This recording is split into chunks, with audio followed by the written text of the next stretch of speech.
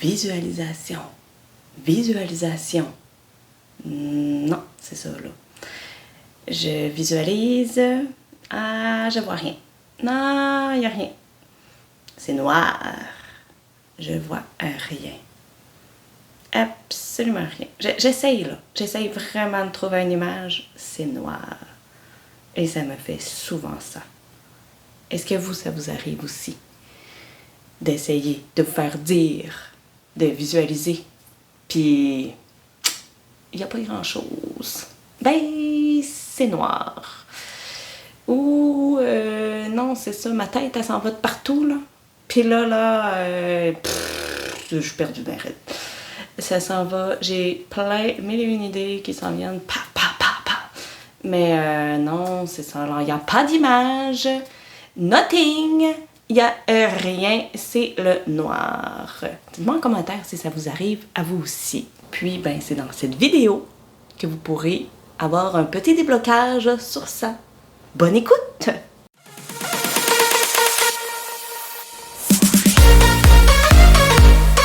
Quand tu parles d'image, est-ce que quand tu es en méditation ou en hypnose, est-ce que on est supposé de voir une image? Parce que, bon, dans mon cas, quand on me demande ça, j'en vois pas d'image.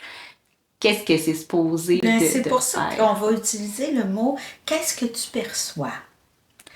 Parce que percevoir, c'est sentir et ressentir. Mais on n'est pas obligé de voir.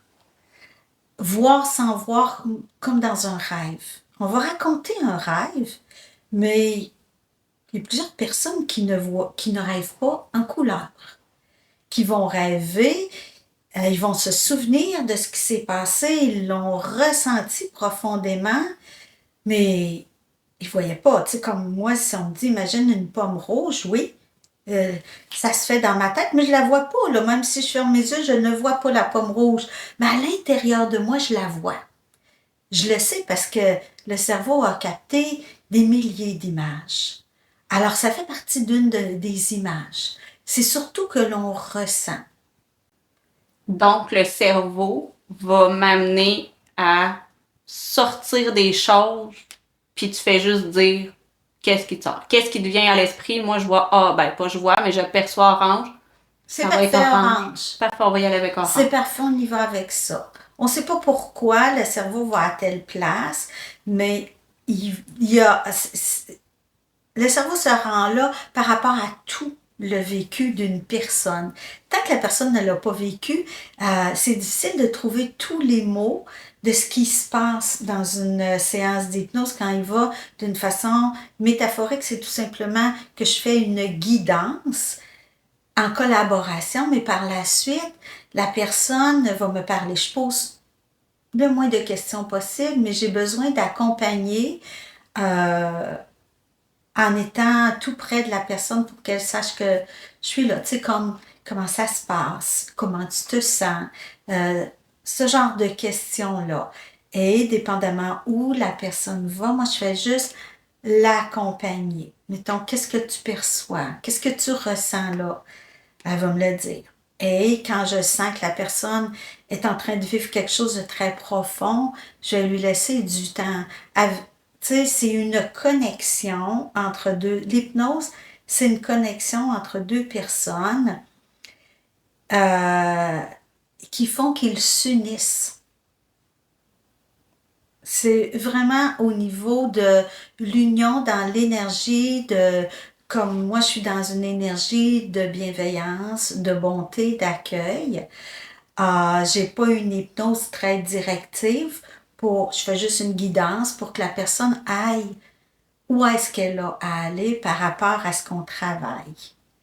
Et c'est là que de grandes choses se passent, des changements positifs et bénéfiques pour les gens. Et tu parlais de symbolique. Ouais. Comment tu fais pour qu'elle s'imagine une symbolique? Est-ce que c'est toi qui imposes la symbolique? Comment ça fonctionne? Est-ce que c'est toi qui dis, ben, pense à telle image? Non. Ben moi, mon approche, ce n'est pas une approche qui... Je pratique pas vraiment beaucoup l'hypnose classique qu'on appelle, qui est des suggestions hypnotiques. Moi, c'est une hypnose qu'on appelle l'hypnose nouvelle. Donc, par exemple, je vais donner un exemple. Quelqu'un qui souffre de maux de tête. Bon, c'est sûr que dans le calme, dans la détente, ça aide. Mais à ce moment-là, si on travaille au niveau de la douleur, bien, je peux demander à la personne, si tu portes ton attention au niveau de la tête, où est-ce que tu ressens cette douleur-là? À combien sur 10?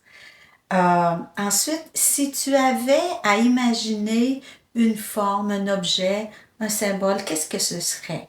Bon, par exemple, la personne peut me dire, c'est comme si j'avais un cerceau d'acier autour de la tête. Bon, bien, si on travaille avec le symbole, c'est de quelle couleur? Euh, la personne vient de me dire quelle est la texture, c'est en acier, de quelle couleur, est-ce que c'est lourd, léger, comment tu le sens? Et là, je travaille avec cette symbolique-là. Donc, la partie consciente n'a pas besoin de me dire, ben moi j'ai mal à la tête parce que j'ai du stress là, je vis telle affaire, puis un jour c'est ça qui m'a... Tu sais, on n'a pas besoin d'aller là dans la symbolique parce que l'inconscient qui communique avec soi par l'imaginaire, ben, c'est que la personne va capter la première image qui vient en tête, le premier symbole.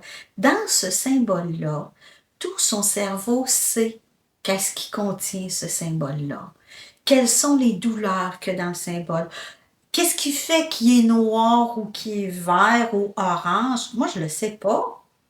La personne, dans son cérébral analytique, aurait probablement pas choisi une couleur comme ça, mais l'inconscient, s'il amène ça, il y a une raison. Et puis, les messages sont reçus par la suite, des fois dans les heures qui suivent, dans les jours qui suivent. Mais là, je donne un exemple très, très petit, mais quand on travaille au niveau émotionnel, il y a des choses qui émergent et c'est la personne elle-même qui en parle. Moi, je vais pas lui dire, puisque tu as mal à la tête, imagine-toi un bandeau. Moi, non, c'est la personne qui sait qu'est-ce que ça lui fait puis quel est l'objet approprié.